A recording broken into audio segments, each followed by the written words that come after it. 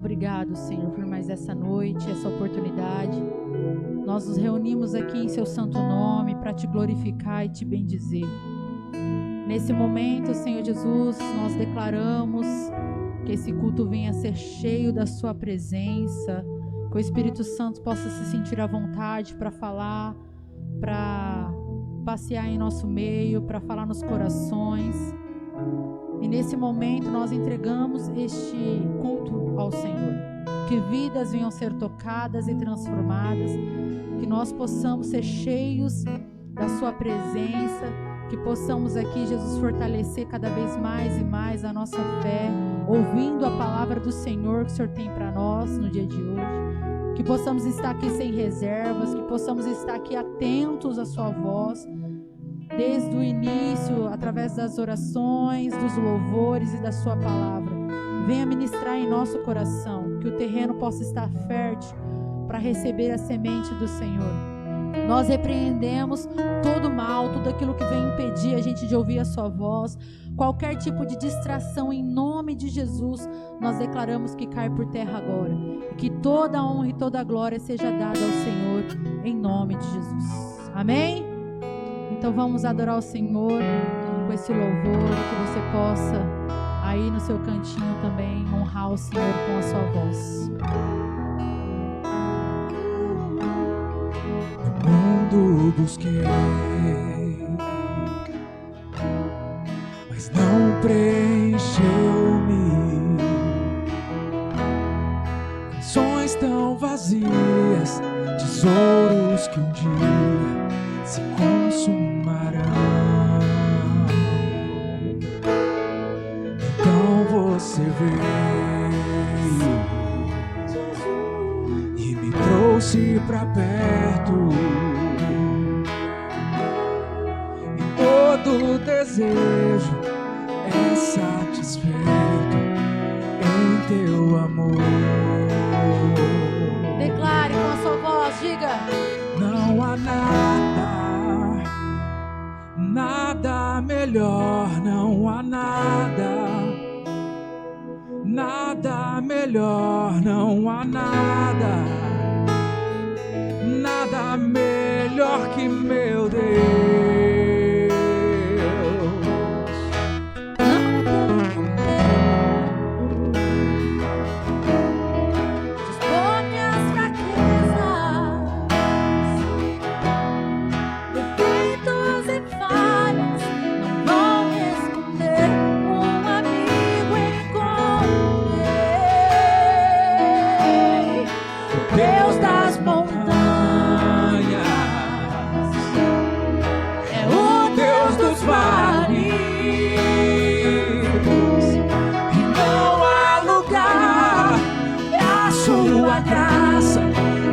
Sabe achar, não há nada melhor, não há nada melhor, não há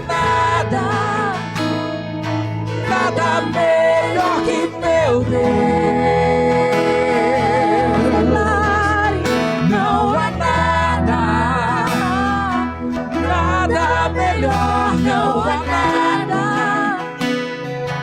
nada melhor, não há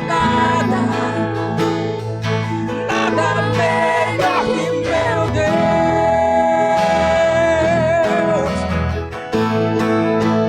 Torna luto em festa, a vergonha em glória, traz beleza cinzas, o Senhor pode fazer. Traz a vida aos sepulcros, faz de ossos soldados, faz do mar um caminho, o Senhor pode fazer. Só o Senhor pode fazer. Não há nada melhor, não melhor, não há nada. Nada se compara a ti, Senhor. Nada melhor que meu Deus. Não há nada. Nada melhor, não há nada. Nada melhor, não há nada. Nada melhor que meu Deus.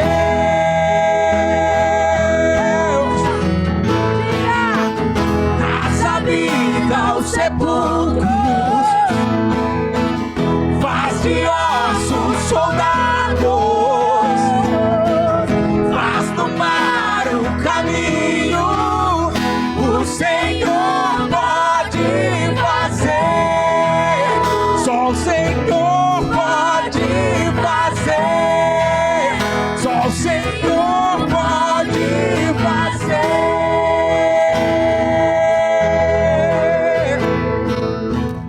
Amém. Obrigado, Jesus. Obrigado, Senhor. Tu és maravilhoso, Pai. Esse é o Deus a qual nós servimos. É o Deus do impossível. É o Deus de amor. É o Deus de justiça. É o Deus que nos escolheu mesmo sendo pecadores. Ele nos amou primeiro. Ele nos limpou, Ele nos lavou, nos deu vestes novas e nos fez assentar juntamente com Ele. Aleluia.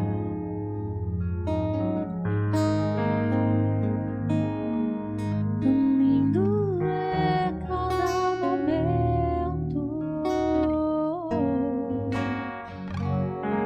que me visita e faz de mim o teu altar. Quero ir contigo mais profundo. Segura minha mão, eu sei, nunca vai soltar. Tão lindo é cada momento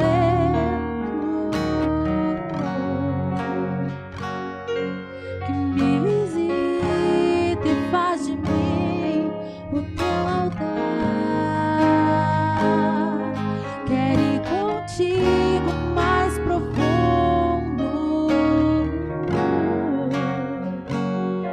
Segura minha mão, eu sei, nunca vai soltar.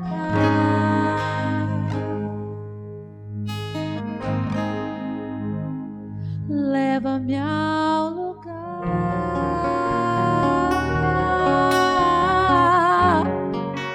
onde só você e eu desfrutamos o momento. Te amo, meu papai.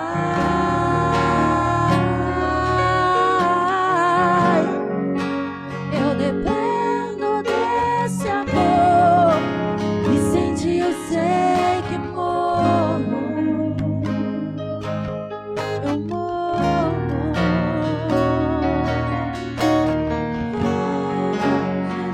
Oh, Jesus,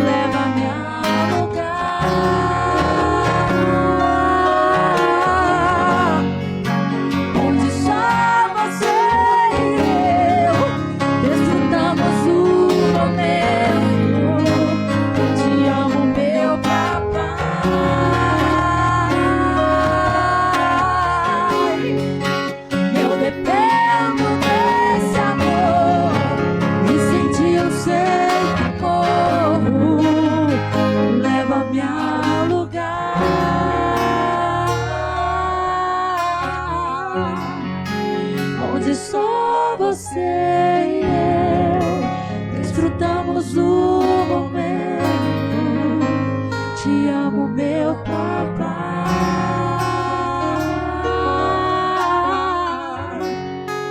Eu dependo desse amor e sem ti eu sei que morro.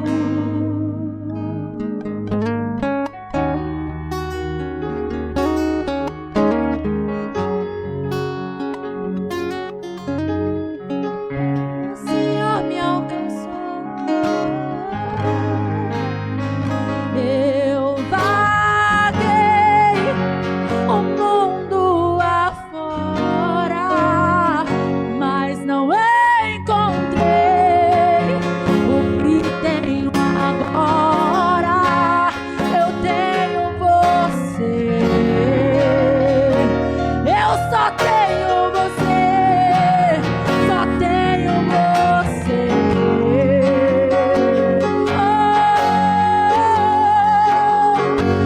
Eu vaguei o mundo afora, mas não encontrei o que tenho agora. Só tenho você. Oh, Jesus, só tenho você. Eu vaguei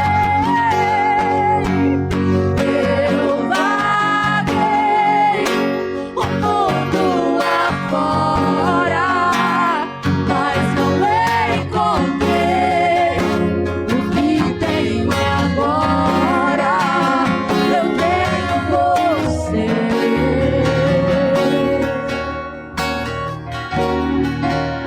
Eu tenho você. Só faltava eu perceber.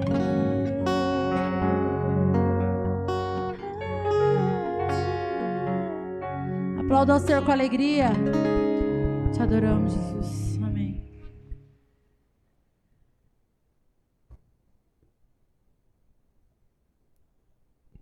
Queria chamar a irmã Marisa para estar orando pelas nossas famílias. Temos algumas batalhas familiares aí. Em especial a família muito querida nossa, a família Gomes, né, que está passando aí por uma batalha um pouco mais forte aí. Que Deus esteja dando conforto ali para Marilúcia, para o Eusébio, né? Que Deus esteja abençoando ali, dando uma restauração completa ao filho, né? Que Deus esteja colocando as mãos de poder e restaurando, né? Tá? E aí você lembra de outra familiar, o Juninho está com a Vitória não está bem gripada, né, João? Aí teve que ir na Santa Casa, né? É um pouco da ansiedade do casamento que está chegando também, 9 anos de espera, né? Aí está chegando aí. Então vamos orar por essas causas aí. Agradecer os jovens que aqui estão, o Lincoln, né, que está aqui hoje conosco. Deus esteja abençoando. Vamos orar então.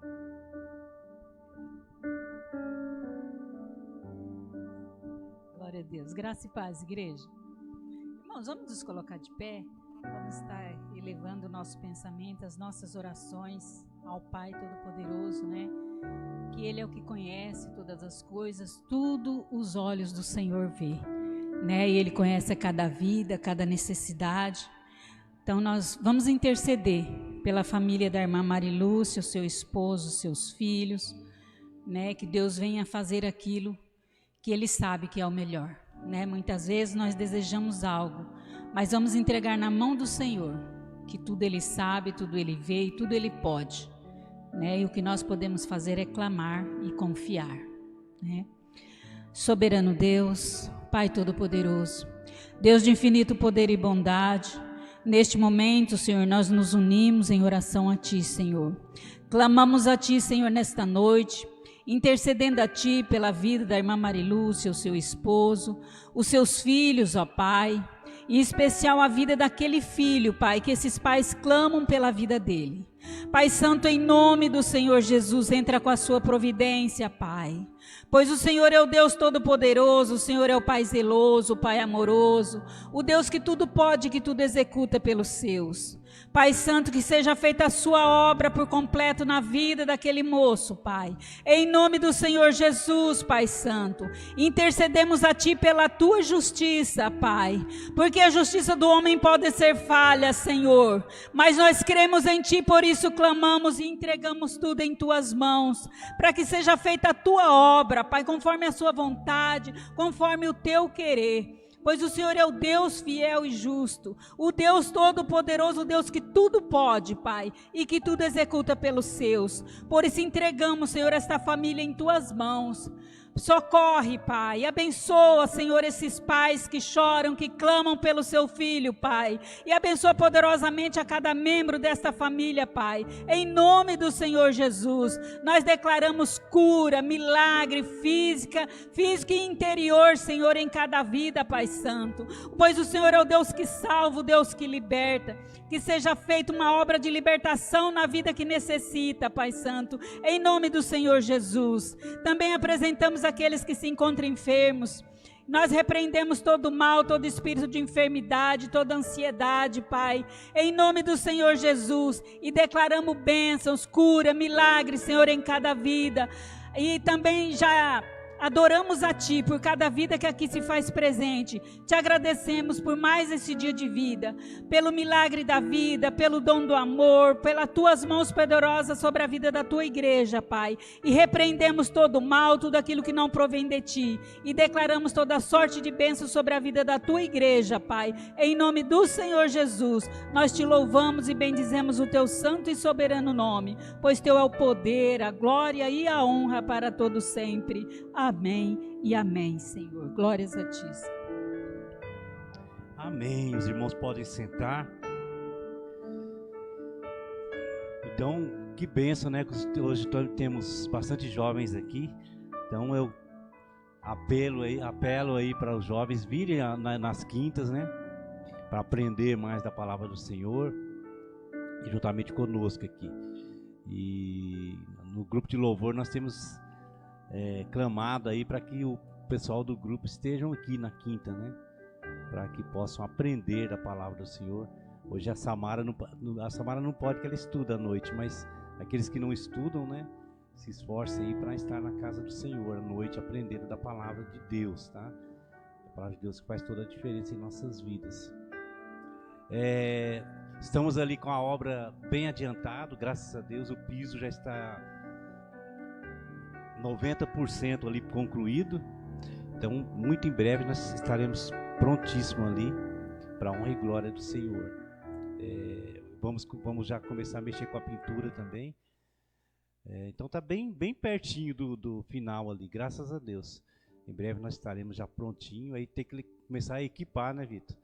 Os equipamentos, as partes aí, para que possamos ter um local bem gostoso ali. Então, glórias a Deus. Agradecer aos que têm ofertado aí, os dizimistas, né? É um ministério muito importante, aqueles que são ofertantes, são dizimistas, né? É dessa forma que a gente faz tudo isso que nós temos feito, né?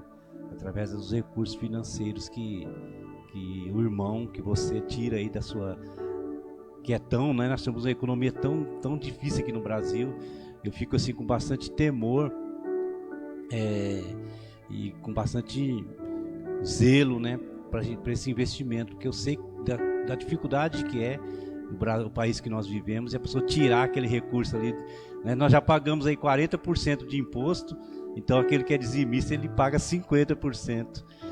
Então assim, então que Deus esteja abençoando aí a você que tem ofertado, tem dizimado aí na casa, para a obra do Senhor. Amém? Queria chamar o pastor Júnior.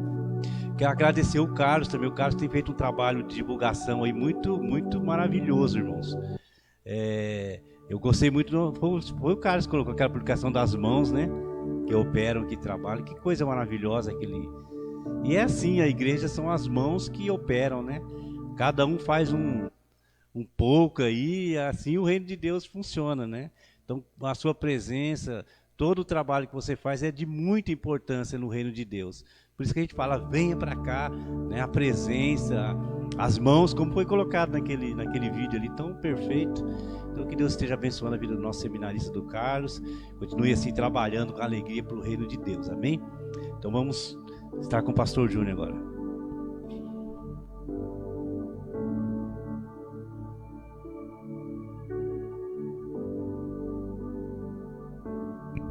Glória a Deus, graça e paz, igreja. Quero estar convidando você para abrir sua Bíblia lá em Mateus, no capítulo 4.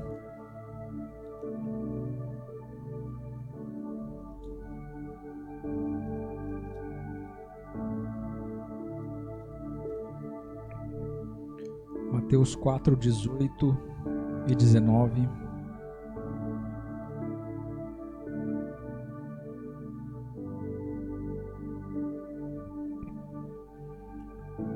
Fala assim, Mateus 4, 18.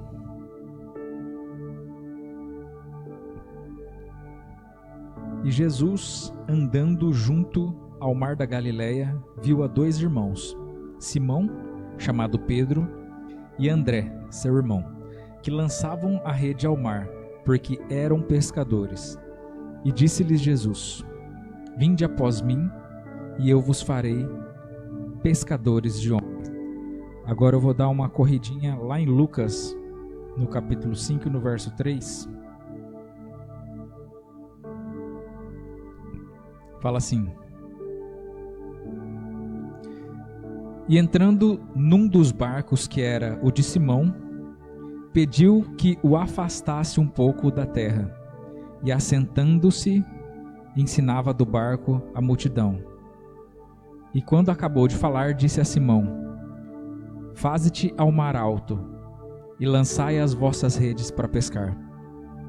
E respondendo Simão, disse-lhe: Mestre, havendo trabalhado toda a noite, nada apanhamos, mas sobre a sua palavra eu lançarei a rede. Amém? Então nós vemos a mesma história aqui contada por 2 perspectivas diferentes.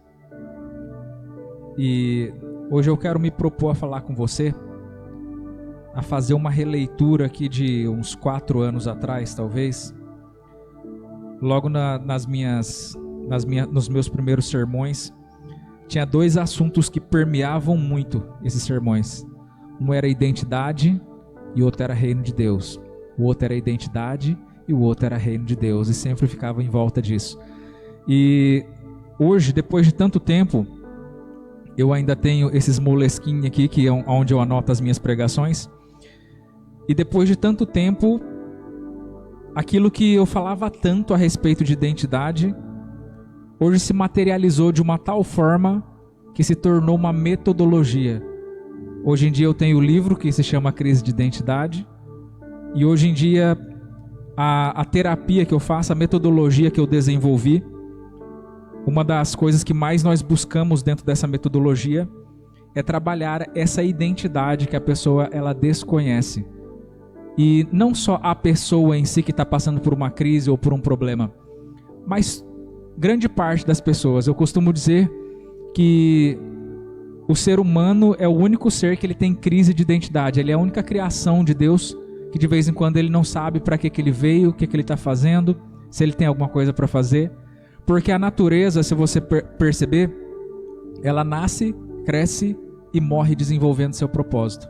Você nunca vai ver uma planta com uma crise de identidade. Ela sabe exatamente para que ela veio e ela faz aquilo até as suas últimas forças. Ao contrário de nós, que conforme eu falei no domingo, existe uma palavra que se chama Shema, que é aquela palavra que o discípulo fala para Jesus quando ele acalma o vento e o mar, e ele fala assim: quem é esse que até o vento e o mar lhe obedecem? E essa palavra significa tanto ouvir como obedecer. E o ser humano é a única criatura de Deus que consegue ouvir a voz de Deus e mesmo assim não obedecer. E quando nós vemos aqui a história de Pedro, né, de Pedro, de André, é o famoso The Chosen aqui, a escolha dos discípulos. Você percebe que Jesus ele fala com Pedro depois que ele expôs ali, fez o seu sermão, ele pediu a ajuda de Pedro para que ele pudesse se utilizar do barco de Pedro como uma plataforma para que ele pudesse estar fazendo o seu sermão ali para aquele povo que estava na praia. E depois que Pedro o ajuda, ele ajuda o Pedro também. E aí acontece a famosa pesca, a primeira pesca milagrosa de Pedro. E o que é interessante com relação a esse relacionamento é que quando Jesus ele chama a Pedro, ele poderia falar para Pedro assim: Pedro, me siga que eu vou fazer de você um grande conferencista. E talvez Pedro olharia para Jesus e falaria assim: o que isso faz? Mas Jesus, ele é tão inteligente na sua forma de se comunicar, que ele fala de uma forma na mesma língua que a pessoa. Em outras palavras, quando ele fala para Pedro assim: eu vou fazer de você um pescador de homens, Pedro entendeu tudo no exato momento. Ele não precisou dar explicações. E talvez, na sua falta de merecimento, ou na sua falta de conhecimento, Pedro já era um homem casado, já era um homem vivido. Ele olhando para a situação dele, ele pensava assim: quem sou eu para ser alguma coisa, ou andar com o Messias, servir ele de alguma forma? Eu sou um pescador. E aqui é uma questão que eu acho que faz muito sentido quando a gente fala a respeito de identidade. Porque normalmente nós atrelamos aquilo que nós fazemos a quem nós somos. Pescador era aquilo que ele fazia, não aquilo que ele era. Quando Jesus se aproxima de Pedro, é porque ele já tinha um propósito na vida de Pedro, mesmo antes dele aparecer. Assim como acontece quando Jesus ele encontra os demais discípulos, cada um na sua vida corriqueira, na sua rotina. Eles não estavam no templo, eles não estavam fazendo um serviço sacerdotal nem nada do tipo. Eles estavam vivendo a sua rotina assim como nós fazemos. E mesmo assim, Jesus tinha um propósito na vida deles. Tem uma frase do Mark Twain, que ele fala que os 2 dias mais importantes da vida do ser humano, o primeiro dia é o dia que nós comemoramos todos os anos, que é o nosso aniversário. E o segundo dia é o dia que você descobre o porquê que você nasceu. Ou seja, qual que é o propósito de tudo isso? E nós, reconhecendo aquilo que a Bíblia fala ao nosso respeito, nós sabemos que uma das dificuldades que nós temos de conseguir acessar isso que Deus ele tem para nós é o fato de nós sermos físicos e sermos espirituais ao mesmo tempo. Né? Os anjos eles são só espirituais, a natureza é só física, mas nós somos físicos e somos espirituais. Então existe uma guerra onde ou eu pendo para um lado ou eu pendo para o outro, quando eu sou filho dos dois. Eu sou tanto filho da terra, como eu também sou filho do céu. Eu fui formado do pó da terra. Então eu faço parte da natureza. Só que da mesma forma, a centelha divina que existe dentro de mim, ela vem do sopro de Deus, do próprio Deus. Então eu preciso estar entendendo que eu tenho necessidades que elas são terrenas, só que por um outro lado eu tenho propósitos que são divinos. E muitas das vezes as pessoas elas se pegam simplesmente vivendo uma vida para suprir as suas necessidades. E quando elas chegam no seu ponto mais elevado, no seu ápice, elas percebem que elas viveram uma vida sem propósito. Porque eu simplesmente vivi para suprir a minha demanda, a minha necessidade. A minha necessidade fisiológica, a minha necessidade psicológica e assim por diante. Ou seja, tudo aquilo que está ligado ao meu físico. Só que por um outro lado, aquele buraco do tamanho de Deus que existe dentro de mim ainda continua vazio. Porque por mais que eu estou sobrevivendo, eu não estou vivendo aquilo que Deus ele escreveu para mim viver. Eu não estou desenvolvendo aquilo que Deus ele tem para mim. Então, um dos segredos para que nós possamos acessar essa identidade que ela vem escondida em Cristo, é você olhar como que as coisas elas funcionam em propósito. Porque conforme está escrito lá no Salmo 1, se eu for como uma árvore plantada junto de um ribeiro, aonde eu colocar minha mão prosperará. Só que eu falei que existe uma condicional. Se eu for como uma árvore plantada junto de um ribeiro. Da mesma forma, Jesus ele fala assim, que se uma árvore ela não frutifica, de nada ela vale. Então ela tem que ser cortada e lançada fora. Então, em outras palavras, essa árvore ela só está cumprindo o seu propósito se ela estiver ligada na sua fonte. Se você tirar a árvore da terra, ela perdeu a sua serventia, ela perdeu o seu valor e perdeu o seu propósito. Se você tirar um peixe da água, ele perdeu o seu propósito. E se você tirar um homem de Deus, ele perdeu o seu propósito. É por isso que o grande segredo para que nós possamos desenvolver essa identidade que não é aquilo que eu penso que eu sou, ou que as pessoas dizem que eu sou, é entender quem Deus diz que eu sou. Você percebe que quando Jesus ele pergunta para os seus discípulos assim, quem que as pessoas dizem que eu sou? Aí Pedro se volta para ele e fala, tu és o Cristo, Filho do Deus vivo. E imediatamente Jesus se volta para ele e fala, e tu és Pedro. Ou seja, quando eu descubro quem ele é, aí ele revela quem eu sou. Porque no fim das contas, eu não sou aquilo que eu ouvi o tempo todo os meus pais falando quando eu era pequeno. Eu não sou aquilo que, o tanto que eu errei na minha vida, as minhas experiências negativas. Eu não sou as minhas frustrações. Eu sou quem Deus diz que eu sou. E isso é uma coisa que você vê permeando a palavra de Deus o tempo todo. Então eu penso que existe uma importância em nós entendermos a respeito desse assunto e talvez nos qualificarmos para que a gente possa estar vivendo de acordo com aquilo que Deus sonhou para nós.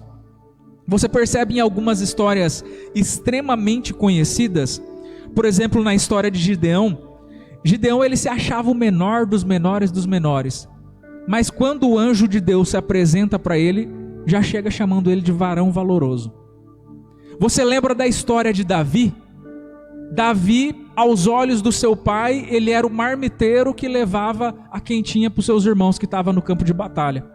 Mas Deus já chamava ele do rei de Israel. Você percebe que Deus, nós não somos aquilo que nós achamos que nós somos. Nós somos aquilo que Deus diz que nós somos.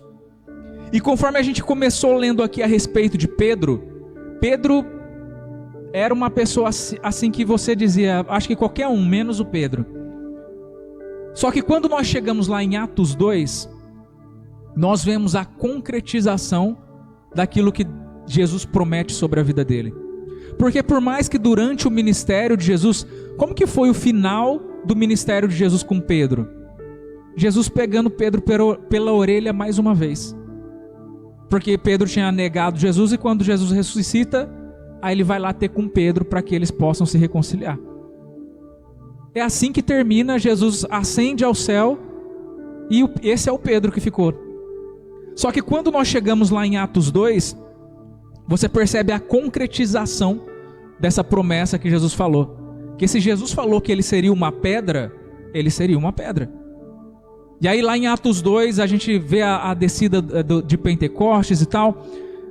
E aí Pedro se levanta no meio daquela multidão. E 3.000 almas, mais de 3.000 almas se convertem em uma única pregação daquele homem. E aí você percebe que agora Pedro está acessando a sua identidade. Agora ele está sendo aquilo que Deus diz que ele é. E não aquilo que ele achava que ele era. Lá em Efésios no capítulo 2:10 fala assim: pois foi Deus quem nos fez o que somos agora. Em nossa união com Cristo Jesus, Ele nos criou para que fizéssemos as boas obras que Ele já havia preparado para nós. Ou seja, existe um propósito sobre a sua vida. Existe uma promessa sobre você. Talvez eu vivo uma vida simplesmente olhando para os meus próprios problemas, e isso faz com que eu me perca de mim mesmo, de executar, de viver aquilo que Deus tem para mim viver. Porque eu estou perdido olhando para os problemas, ao invés de ver tudo aquilo que Deus ele já colocou nas minhas mãos e eu ainda não estou desenvolvendo. Então nós entendemos o que? Que nós não fomos chamados só para existir. Nós não fomos chamados conforme a religião fala, ou talvez virou uma tradição evangélica, nós não fomos chamados para ser abençoados. Nós somos chamados para ser bênção. Nós não fomos chamados para ser o povo que faz oração. Nós somos chamados para ser resposta de oração.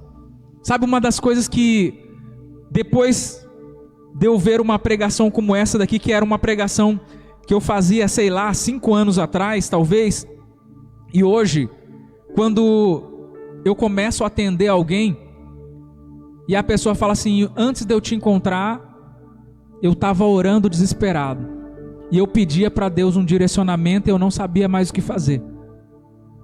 E aí, a primeira coisa que eu vi foi um vídeo seu, foi você falando alguma coisa, e você falava exatamente aquilo que eu estava pedindo em oração.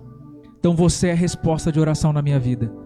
Esses dias eu conversei com uma senhora, que ela falou que ela estava orando, e ela tem o costume de trazer um caderno para a oração dela, para que se Deus der alguma impressão ou falar alguma coisa no coração dela, ela já deixe marcado.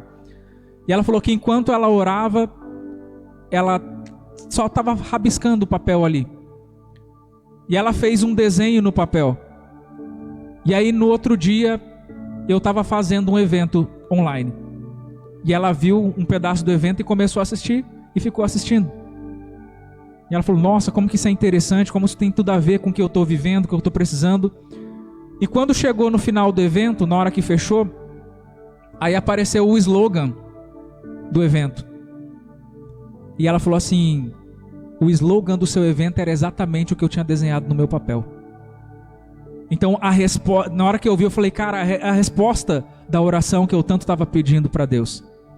Tem uma senhora que eu atendo, que ela é de Portugal, e ela escreve diário desde pequena. E quando eu comecei a fazer o atendimento com ela, ela falou que tinha um nome que ela sempre escrevia no diário dela. E ela nunca entendia o porquê.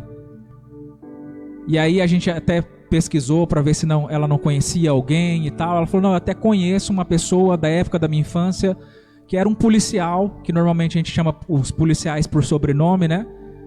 Que ele tinha esse sobrenome e tal, só que era um homem que já era adulto já e tal, eu não cheguei a interagir com ele, a gente só conhecia por nome porque era uma cidade pequena. E o nome que ela escrevia no diário dela todos os dias era Brito. Então quando ela me viu falando tudo aquilo que ela precisava, é como se Deus estivesse falando para ela, tá aí a sua resposta de oração. Então quando eu falo para você que muitas das vezes existe um propósito sobre a sua vida, e talvez tem pessoas que elas estão aguardando por você, porque como o exemplo dessa senhora, por exemplo, ela tem idade para ser minha mãe. Então quando ela era uma jovenzinha, eu nem tinha pensado em nascer ainda. Só que mesmo assim, eu já estava incluído com um propósito na vida daquela mulher. Eu seria a ponte para a vida dela, ensinando identidade conforme eu estou fazendo aqui até agora. Então você percebe que muitas das vezes, ou na maioria delas, nós não vamos entender o que Deus ele tem ou como Deus trabalha. Porque aquilo que nós falamos aqui de uma forma despretensiosa e talvez de tão repetitivos que nós somos, as pessoas já estão até cansadas. Tem pessoas lá fora que elas estão movendo o mundo, se for preciso, para conseguir ter acesso a esse tipo de palavra. Então, por mais que talvez você despreze o potencial que você tem, ou talvez que você ache muito pouco, às vezes o seu pouco já é um oceano para uma pessoa que não tem nada. É esse o entendimento que eu tenho que ter a respeito da minha identidade. De entender que não é a respeito da minha capacidade. Porque conforme eu acabei de ler aqui em Efésios 2, foi através da nossa união com Cristo Jesus. Ou seja, a partir do momento em que eu me uni com Cristo, aí a minha identidade ela ativou. Porque até então eu literalmente não vivia, eu só sobrevivia. A vida eterna eu descobri ao te encontrar, é o que diz o profeta João. Então eu preciso entender que o meu ministério, que o propósito de Deus, ele começa a se materializar na minha vida a partir do momento em que eu faço essa conexão. Quando eu descubro quem Ele é, aí Ele fala quem eu sou. E aí a minha vida agora ela começa a fazer sentido. Nós não fomos chamados para falar da palavra. Nós fomos chamados para viver a palavra. Esse seria o evangelismo mais poderoso que uma pessoa poderia viver, ou que ela poderia fazer. Ao invés dela simplesmente falar o que ela gostaria que as pessoas fizessem, ela viver aquilo e ela ser a própria vitrine do propósito de Deus ambulante. As pessoas elas não acreditariam numa teoria, elas olhariam e falariam assim: cara, eu já vi essa menina aí. E na época ela não era nada disso que ela é hoje. Então realmente Deus fez uma grande transformação, um grande propósito na vida dela. Eu preciso ser essa pessoa que prega a palavra mais através da vivência, mais através das minhas próprias experiências, do que da teoria em si. E se tem uma pessoa que eu gosto muito de quando eu falo a respeito de propósito, fora o próprio Jesus, é o João Batista. Porque apesar de nós atrelarmos essa questão do nome da pessoa ao seu ministério, João ele era uma pessoa que ele estava disposto a não ser conhecido por João. Porque ele deixou de ser o João Batista para se tornar a voz do que clama no deserto. Ele se tornou a própria profecia lá de Isaías. O meu papel, o meu trabalho é simplesmente preparar o caminho para aquele que há de vir. Eu não me importo com quem eu sou. Eu não me importo se eu vou ter um nome, se eu vou ser lembrado, contanto que eu cumpra o propósito para o qual eu vim. É esse que é o entendimento. Ele se tornou conhecido? Se tornou. João ele se transformou, na verdade, né? Ele não simplesmente se tornou conhecido como João. Ele se tornou conhecido como profeta, o último profeta. Ele se tornou conhecido como o profeta que tinha o espírito de Elias. Ele se tornou conhecido como aquele que preparou o caminho para o Messias. Ou seja, muito mais do que aquilo que ele esperava. Porque ele não estava ali para agradar a ninguém ou para fazer alguma coisa que alguém quisesse. Ele estava ali simplesmente para cumprir com a vontade de Deus. Então, quando nós falamos a respeito de identidade, eu estou falando exclusivamente daquilo que Deus fala a meu respeito. E você vai perceber, quando você começa a olhar por essa perspectiva, o quanto de mentira que nós vivemos. Porque eu olho para mim e às vezes eu falo que eu sou fraco, e aí Deus olha para mim e Ele fala que eu sou forte. Eu olho para mim e eu falo que eu sou solitário, que eu sou sozinho, e Deus olha para mim e fala assim: eu nunca te deixei. E você começa a confrontar essas pseudo-verdades que a gente vive, e você vai percebendo que nada disso bate com a realidade que Deus tem a nosso respeito. E aqui você percebe que existe uma escolha. Eu decido viver por aquilo que eu vejo, por aquilo que as pessoas falam a meu respeito, ou eu decido viver por aquilo que eu não vejo, mas que eu sei que Deus fala a meu respeito. Porque se eu viver segundo aquilo que Deus fala a meu respeito, então eu estou escolhendo viver propósito.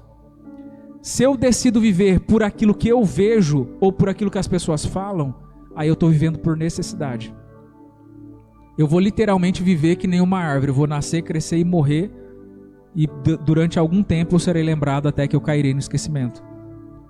Mas a partir do momento em que eu entendo que o Evangelho não é só para a minha salvação, mas que ele me faz participante dos planos de Deus, aí a minha vida agora ela tem um outro sentido, ela tem um outro valor.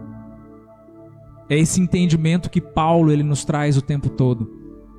Porque da mesma forma como Jesus ele conduzia as coisas com essa forma de se comunicar que era tão específica das pessoas, você percebe que Paulo ele se utilizava daquilo que Deus deu para ele como identidade, para que ele conseguisse falar com quem fosse necessário. Você pega Paulo lá em Atenas, no meio daquele panteão de deuses, E você imagina o Saulo religioso nessa situação. Porque o Paulo, transformado pelo Evangelho, ele fala assim: como que eu vou falar de Deus para esse povo que acredita nesse tanto de Deus aí? E aí ele vê um altar vazio ali, e ele fala assim: o Deus que eu sirvo é o Deus desse altar aqui. É o Deus invisível. Não tem imagem dele porque ele nunca foi visto. Ele é o Deus dos céus e o Deus da terra. Ou seja, ele começa a falar para aquele povo na linguagem que eles entendiam. Foi uma forma dele ser ouvido. Então você percebe que muitas das vezes, até aquilo que você chama de defeito, Deus chama de características especiais. Porque se fosse o Saulo religioso, ele falaria: nunca que eu ia falar que meu Deus está no meio dessa bagunça, desse monte de demônio aqui. Mas você percebe que ele estava mais preocupado com a vida daquelas pessoas que seriam atendidas do que em defender a religião dele. Então, quando nós falamos a respeito de evangelho e da identidade que Deus ele nos traz, é disso que nós estamos falando. Nós estamos falando a respeito de coisas que são maiores do que nós. Nós estamos falando de coisas que talvez nós vamos começar, mas não vai ser eu que vou terminar. Porque aquilo que eu estou começando é até maior do que eu. É uma vida de propósito. E eu não digo que quando eu falo de propósito você vai precisar largar o seu trabalho, largar a sua família, vender tudo e ir para a África. Eu falo de você, quer comais, quer bebais, façais tudo para a glória de Deus. De tudo aquilo que você está fazendo, estar envolvido no seu propósito. E quanto tempo, enquanto eu trabalhava ali com a oficina, quantas vezes o Espírito de Deus não falava para mim: eu te coloquei para cuidar de pessoas, não para cuidar de carros. E eu pensava comigo: mas o que eu vou fazer se eu tenho que fazer? E o tempo todo ele me falava a respeito disso. Então hoje, quando eu revejo essa mensagem, eu revejo pelo ângulo da pessoa que falava daquilo que ia viver e da pessoa que hoje está vivendo. Porque hoje identidade para mim não é só uma pregação. Identidade é aquilo que eu tenho vivido e é aquilo que eu tenho ensinado e que tem transformado a vida de tantas pessoas. É esse o entendimento que eu quero que você chegue. A gente não está falando simplesmente a respeito de religião. A gente está falando a respeito daquilo que te move. Do lugar para onde Deus está te puxando. É a respeito disso que se trata. Eu gostaria de pedir para que você ficasse de pé. O que Deus está buscando de nós, com relação à nossa identidade, é pessoas que não simplesmente estejam dispostas. Porque talvez se a gente olhar aqui, está todo mundo disposto. Não, eu quero. Mas quem no fim das contas está disponível? Essa que é a grande questão. Tem um monte de gente disposta, mas quem que está disponível para fazer aquilo que se propõe? Feche seus olhos aí. Espírito Santo de Deus, nós somos gratos a Ti, Pai, pela Sua palavra que foi ministrada aqui. Eu te agradeço por cada vida, Pai amado, pela terra onde essa semente caiu. Eu te agradeço, Deus, pelas pessoas que estão online, as pessoas que estão assistindo essa gravação. Eu te peço, Pai, que o Senhor esteja nesse momento movendo, Pai amado, tudo dentro dessa pessoa, colocando as coisas no seu devido lugar, tudo aquilo que estava bagunçado, que estava fora do lugar. Que o Senhor esteja adornando essa casa. Que o Senhor esteja, Pai amado, cuidando para que ela seja a sua morada, Pai. Eu te peço, Deus, que nós venhamos a construir uma igreja de pessoas que elas vivem de propósito e não por necessidade. Eu te peço, Deus, que cada pessoa aqui, ela valha por um exército. Que o Senhor venha nos despertar a cada dia. Que a cada dia nós possamos entender um chamado mais claro e específico sobre a nossa vida. Eu te peço, Deus, que além de ministérios e patentes, que o Senhor, Pai, venha trazer discernimento para nós a respeito do nosso chamado, a respeito daquilo que já está construído, escrito sobre nós, antes mesmo de nós chegarmos aqui. Eu te peço que o Senhor abençoe famílias, que nós venhamos a viver o Evangelho dentro de casa. Eu te peço que o Senhor abençoe os trabalhos, que nós possamos viver o reino de Deus onde nós trabalhamos. Eu te peço, Deus, que nós não venhamos a ser cristãos teóricos, mas que nós venhamos a ter experiências contigo. Que assim como o Senhor fez na vida de Jó, nós possamos chegar falando que hoje nós já não te conhecemos mais só de ouvir falar, mas que nós podemos te ver. Eu te peço, Pai, que o Senhor esteja trabalhando de uma forma íntima e individual na vida de cada uma dessas pessoas que estão aqui, dessas pessoas que se dispõem para ouvir a sua voz, para ouvir a sua palavra, para atender o seu chamado com aquilo que elas têm. Eu te peço que o Senhor abençoe cada família aqui representada, cada problema que foi trazido. Eu repreendo tudo aquilo que não vem de ti, todo mal, toda doença, toda palavra maldita, toda corrente, todo laço. Nós repreendemos no nome de Jesus. Nós declaramos vitória, nós declaramos unção de ousadia sobre essas vidas. Eu te peço, Deus, que essa igreja ela seja conhecida como uma igreja de pessoas que valem por 100. Eu te peço, Deus, que o Senhor venha atuar poderosamente na necessidade de cada uma dessas pessoas, aquela necessidade que só o Senhor sabe que elas têm. Que o Senhor venha sarar as nossas dores, que o Senhor venha colocar sobre as nossas cabeças um óleo de alegria, e que nós venhamos a trocar, ó Pai amado, por unção, as nossas cinzas.